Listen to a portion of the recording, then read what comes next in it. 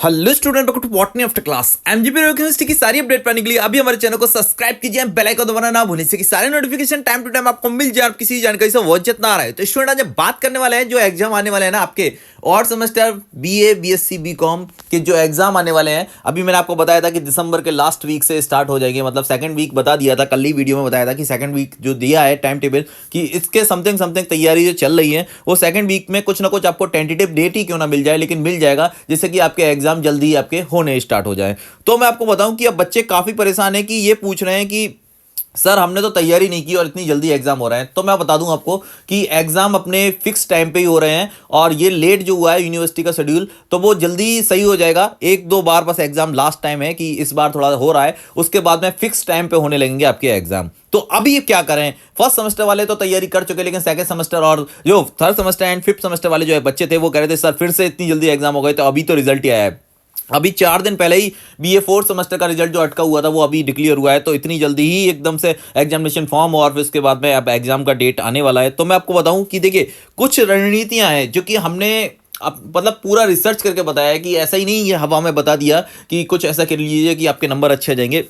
एक पूरा का पूरा रिसर्च है जिसके अकॉर्डिंग आपको ऐसे तैयारी करनी चाहिए और आपके एकदम से अच्छे सही नंबर आएंगे। क्योंकि मैं आपको बता दूं कि ये पूरा एक सिस्टम जो सेमेस्टर वाइज है ना, इसमें 75 नंबर के जो आपके एग्जाम होने वाले हैं। मैं आपको बता दूं जो आपका एक्सटर्नल एग्जाम है जो कि मेन एग्जाम जो कि 75 नंबर का है, देखिए आपको, और यहाँ पे 25 नंबर का जो आपका इंटरनल एग्जाम है जिसमें कि 5 नंबर असाइनमेंट है और 20 नंबर का आपका लिखित परीक्षा या जो भी कुछ आपके कॉलेज में पूछा जाएगा, ऑब्जेक्टिव टाइप हो या फिर वो जो भी आपसे पूछा जाए। तो ऐसे करके ये 100 नंबर का हो जाता है, ठीक है, विदाउट प्रैक्टिकल बता रहा हूं मैं। तो इसमें पास करने के लिए देखिए 75 में अगर 33% बात करें, क्योंकि 33% में पास होते हैं, तो 25 से 26 नंबर अगर आप लेके आते हैं तो आप इसमें पास हो जाएंगे। और अगर उस 25 की बात करें तो अगर उसमें आपके कॉलेज वाले अगर आपने असाइनमेंट वगैरह 5 नंबर का तो असाइनमेंट ही जमा किया और फिर भी अगर आपको वो 20 नंबर में से 5 भी देते हैं तो 10 नंबर आपके पास मिलके ऐसे आपके पास 36 नंबर हो जाते हैं। तो ये काफी है आपको पास होने के लिए, नॉर्मल पास होने के लिए बता रहा हूं मैं आपको। ऐसा नहीं कि बहुत ही अच्छा नंबर है, 36 सही नहीं है बट पास हो सकते हैं, आपकी बैक नहीं आएगी।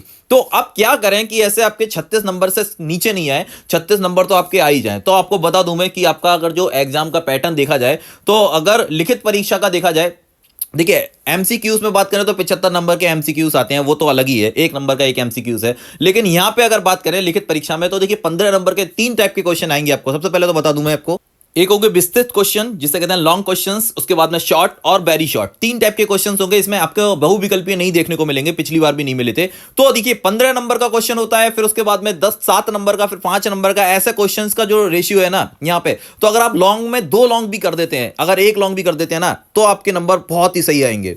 उसके बाद शॉर्ट हैं, वेरी शॉर्ट हैं, वो भी आप करेंगे तो बहुत सही हो जाएंगे। तो पास होने के लिए तो मैं बताऊंगा कैसे ट्रिक है आपके पास, अच्छे तैयारी कर सकते हैं। लेकिन सबसे पहले हम बात करें कि कॉपी कैसे लिखें, कैसी गलती ना करें। तो देखिए स्टार्ट करते हैं वीडियो को, देखिए ध्यान।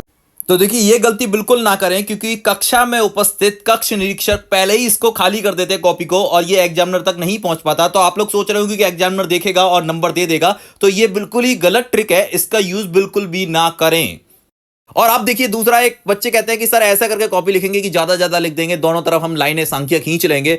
तो ये बिल्कुल बेकार ट्रिक है, इसमें कुछ भी फायदा नहीं है आपको। मैं आपको बताऊं ये ट्रिक अपनाने से कुछ नहीं होता, बस कॉपी की बर्बादी करोगे, पेज की बर्बादी करोगे और आपको बी कॉपी वैसे भी नहीं मिलने वाली। तो ऐसा कुछ ना करें। कॉपी लिखने का सही तरीका ये देखिए, आप इस प्रकार से कॉपी लिखें, क्वेश्चंस को ना लिखें, क्वेश्चंस का नंबर लिखें और बस जो लघु उत्तरीय लघु है जो भी आपके क्वेश्चंस है उस टाइप से और साफ जो भी आपको आता है स्पष्ट लिखें। सबसे पहले वही काम करें जो आपको आ रहा हो और एक ही साइड लाइन खींचे केवल। और ऐसे करके आपको लिखना है कि कॉपी थोड़ा लगे कि हाँ कॉपी कुछ लिखा गया है। क्योंकि आप लोग देखिए ग्रेजुएशन लेवल के स्टूडेंट हैं, तो ऐसा नहीं कि बस एक स्टार्ट किया, एक से स्टार्ट करते हुए पूरा लिखते हुए चले गए, क्वेश्चन लिख रहे हैं, उसके टाइम की बर्बादी हो रही है। क्योंकि आपके पास समय सीमा निश्चित है, 3 घंटे के अंदर ही अंदर आपको देना होगा। तो फिर आपके पास ये टाइम बर्बाद करने का नहीं है कि आप क्वेश्चन भी पूरा उतार रहे हैं, लंबे लंबे क्वेश्चन उतार रहे हैं, उसके साथ में आंसर लिख रहे हैं, है ना, आधा क्वेश्चन का आंसर उसी में मिक्स करके लिख रहे हैं। तो ये ट्रिक जो है वो सबसे बेकार ट्रिक्स है। अब लेकिन ये सबसे देखिए जो मैं आपको दिखा रहा हूं डिस्प्ले पे दिख रहा है कि ऐसे आपको लिखना है कि किस टाइप का क्वेश्चन है और कैसे क्वेश्चन है, उसके आंसर लिखते जाइए। अब बात करेंगे टिप्स की। तो एग्जाम टिप्स में देखिए, सबसे पहले आपको जो 5 लॉन्ग है ना, आपके जो मॉडल पेपर, अगर देखिए आपके पास किताब की पढ़ाई करने के लिए टाइम नहीं है, क्योंकि 20 से 25 दिन के अंदर आपको कुछ ना कुछ देखने को मिल जाएगा एग्जाम के बारे में। तो सबसे पहले आप मॉडल पेपर जिससे भी पढ़ते हो आप, A to Z जो भी हो, उसके 5 लॉन्ग, जो सबसे पहले 5 लॉन्ग है ना, उनको याद कर लीजिए, रट लीजिए पूरा। मतलब रटने का मतलब है कि आपको लिख लिख के पूरा उनको दिमाग में भर लेना है। उसके बाद में कम से कम 10 शॉर्ट और 15 वेरी शॉर्ट क्वेश्चंस, अगर आपके पास पूरी किताब के पूरे जितने आपके 8 यूनिट है, बीएससी बीए जो भी आपके पढ़ रहे हैं आप, जिस भी स्ट्रीम से हैं, तो कम से कम 15 क्वेश्चंस, या आपके कॉलेज से आपके जो टीचर, आपके प्रोफेसर हैं जो आपको रिकमेंड करते हैं, वो क्वेश्चंस आप कम से कम, ये देख लीजिए यहां पर पूरा रेशियो बता दिया मैंने कि 30 क्वेश्चन आपको कम से कम पढ़ने होंगे अच्छे नंबर के लिए, ठीक है। तब आपके अच्छे नंबर 101% आ जाएंगे। अभी टाइम इतना कम है, लेकिन इतना पढ़ सकते हैं। उसके बाद में देखिए, आपको प्रीवियस ईयर्स के जो पेपर है ना, आपको देखिए फर्स्ट सेमेस्टर के पेपर मिल जाएंगे और थर्ड सेमेस्टर के पेपर भी मिल जाएंगे, लेकिन फिफ्थ सेमेस्टर के एमजी यूनिवर्सिटी के पेपर नहीं मिलेंगे, लेकिन अदर यूनिवर्सिटी का पेपर मिल जाएगा, क्योंकि न्यू एजुकेशन पॉलिसी सब जगह एक जैसा ही हो रहा है, ठीक है। तो ऐसा तो नहीं है कि उसमें कुछ हो सकता है कि चेंजेस हो, सेम सेम ना मिले, बट कुछ क्वेश्चन तो मिलेंगे ही। तो आपको ज्यादा से ज्यादा क्वेश्चन की तैयारी करो कि अगर आपको पेपर मिल जाए ना पुराने वाले, तो सबसे अच्छा 1 2 3 साल जो भी मिल जाए, क्योंकि फर्स्ट सेमेस्टर वालों को तो 2 पेपर मिल जाएंगे, उसके बाद में सेकंड सेमेस्टर वालों को भी पेपर थर्ड सेमेस्टर वालों को भी पेपर मिल जाएंगे। तो इसी तरह से मैं आपको बताऊं कि आप पुराने पेपर अपने जो भी आपके मित्र हैं, आपके दोस्त हैं, आपके सिस्टर ब्रदर जो भी पढ़ते हैं पहले से, उसके सेमेस्टर वाले पेपर ले लीजिए और उनको हल कर दीजिए, ठीक है। ये सबसे अच्छा तरीका है एग्जाम में अच्छे नंबर पाने का।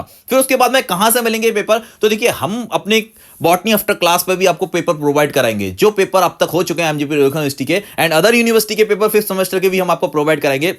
और जो हमारा गैस है ना कि हम इतने क्वेश्चंस आपके 100% ये क्वेश्चन आने की उम्मीद है, वो भी आपको प्रोवाइड करेंगे। तो बने रहिए आप हमारे साथ में। और अगर जिन लोगों ने अभी तक हमारे चैनल को सब्सक्राइब नहीं किया, तो वो सब्सक्राइब कर लें, जिससे कि सारे नोटिफिकेशन उनको टाइम टू टाइम मिल जाएं और वो किसी भी बात से वंचित ना रहें। तो ये मैंने आपको बताया, सबसे मोस्ट अपडेटेड बात यही है कि पेपर की तैयारी करेंगे हम, ठीक है। उसके बाद में देखिए, रटो मत। मैं पहले ही बोल चुका था आपसे कि अगर आपने रटा है ना, तो फिर आप वहां पे केवल आप दीवार को देखेंगे या लेंटर को देखेंगे कि क्या क्वेश्चन करें हम, ठीक है। आपके पास क्वेश्चन नहीं हो पाएगा अगर आपने रट के याद किया है। तो जितना चाहे आप लिख पाओ ना, इससे क्या होगा, 2 फायदे होंगे। एक तो वो होगा जो आप कॉपी लिखते हैं एग्जाम में, 2-3 महीने से पढ़ नहीं रहे हैं, उसके बाद में अचानक से कॉपी लिखेंगे तो फिर आपके हाथ में दर्द होने लगेगा, फिर आप टाइम में लिख भी, याद भी होगा ना, तब भी ना लिख पाएंगे। तो इससे अच्छा 2 फायदे होंगे। अगर तरह फ्लो में हो जाएगा आपका हाथ, बहुत अच्छा आपकी प्रैक्टिस हो जाएगी, आप लिखते जाइए, जो भी क्वेश्चन आप पढ़ते जाना है उसे लिखते जाइए, तो याद भी अच्छे से होगा और आपका ध्यान भी रहेगा वो क्वेश्चन, ठीक है। तो ये टिप्स बहुत अच्छी टिप्स है ये।